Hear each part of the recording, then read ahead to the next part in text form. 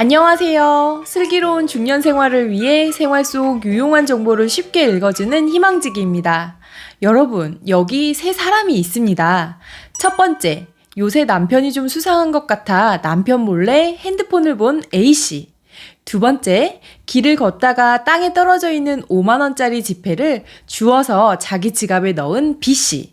세 번째, 편의점에서 물건을 산 뒤 원래 받아야 할 거스름돈보다 더 많이 받고 차익을 돌려주지 않는 C씨. 다음의 세 사람 중에서 범죄를 저지른 사람은 누구일까요? 정답은 세 사람 모두입니다. 혹시 에이 이 정도는 괜찮겠지, 이게 무슨 범죄야 라고 생각하지는 않으셨나요? 하지만 우리가 일상생활을 하면서 무심코한 행동이 범죄에 해당되는 경우가 생각보다 많습니다. 약간의 법률 상식만 알고 있어도 억울한 일을 방지할 수 있으니 오늘 영상 끝까지 시청해주세요. 시청하시면서 좋아요만 한번 꾹 눌러주세요. 구독, 좋아요, 알림 설정 콕콕. 우리가 아무렇지 않게 하는 행동들 중 범죄에 해당되는 경우가 많다고 하는데요.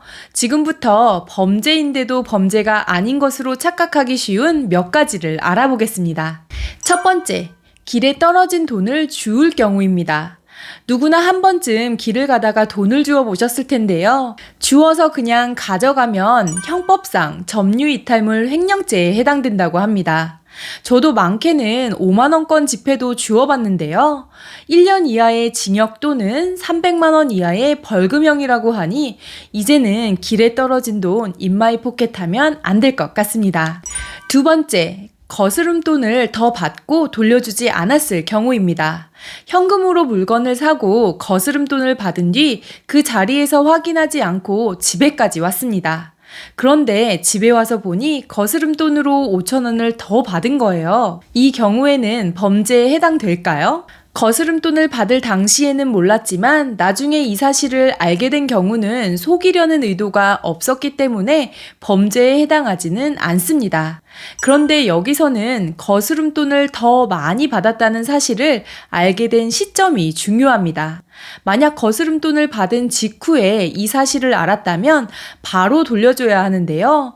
알고도 돌려주지 않았을 경우 의도적으로 점원을 속인 것이기 때문에 사기죄에 해당될 수 있다고 합니다. 실제로 과거 김모 씨는 목욕탕에서 5만원권을 낸 뒤 만원을 덜 거슬러 받았다고 거짓말을 했다가 목욕탕 측으로부터 고발을 당했는데요. 이에 법원은 김 씨에게 벌금 100만원을 선고한 사례가 있습니다. 실수로 거스름돈을 더 많이 받았을 때 이게 웬 떡이냐 하는 게 사람 마음이겠지만 앞으로는 꼭 거스름돈 받자마자 확인하시는 게 좋을 것 같습니다. 세 번째, 허락 없이 남의 핸드폰을 보는 행위입니다. 부부나 연인 사이에서도 본인만 알고 싶은 비밀이라는 게 있겠죠. 동의 없이 카톡 내용이나 사진을 봤다거나 카드 내역서를 몰래 확인하는 행위 등 남의 핸드폰을 보는 것은 비밀 침해죄에 해당되는데요. 신용카드 사용 내역서, 우편물, 택배 등도 마찬가지입니다. 이런 점을 감안한다면 남의 우편물이나 택배가 잘못 배달되어 우리 집에 왔다고 해도 개봉하는 것은 비밀 침해죄에 해당될 수 있으므로 주의하시기 바랍니다.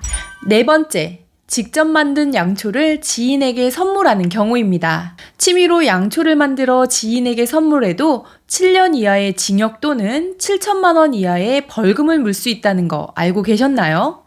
향초와 디퓨저는 생활화학제품 및 살생물제의 안전관리에 관한 법률에 의해 개인 취미 및 소장 목적으로 만들 경우 꼭 본인만 사용해야 하는데요. 이 법은 과거 가습기 살균제 피해 사건의 재발 방지를 위한 옥시법의 하나로 만들어졌다고 합니다. 다섯 번째, 야간에 채무자한테 금전 문제로 전화를 거는 행위입니다. 밤 9시 이후부터 아침 8시 이전에 빚을 갚으라고 하는 독촉 전화는 불법적 채권 추심에 해당하는데요. 채무자의 가족이나 제3자에게 채무자의 채무 사실을 알리거나 빚을 대신 갚으라고 요구하는 것 또한 불법이니 참고하시기 바랍니다. 여섯 번째, 주유소에서 담배를 피우는 행위입니다. 우리 구독자님들 중에는 없을 테지만 주유소에서 담배를 피우면 경범죄에 해당되는데요.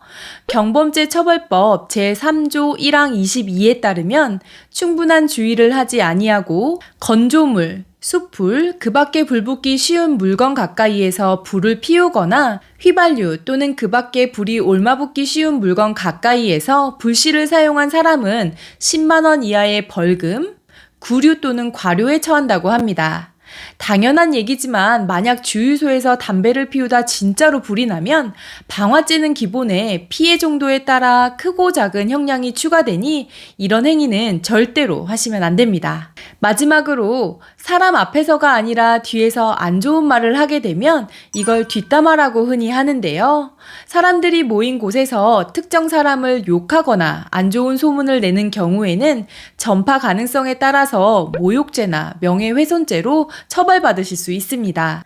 특히 요즘에는 단체 카톡방이나 SNS 단체 대화방에서 한 뒷담화도 처벌받을 수 있기 때문에 조심하셔야겠습니다. 오늘은 나도 모르게 범죄자가 될 수 있는 행동에 대해서 알아봤는데요. 혹시 무심코 이런 행동을 해오셨다면 이제부터는 하지 않으시길 바랍니다. 이번 영상은 여기까지고요. 오늘 하루도 희망찬 하루 되시길 기원하며 영상 마무리하도록 하겠습니다. 오늘 영상이 조금이라도 도움이 되셨다면 구독, 좋아요, 알림 설정 눌러주세요. 감사합니다.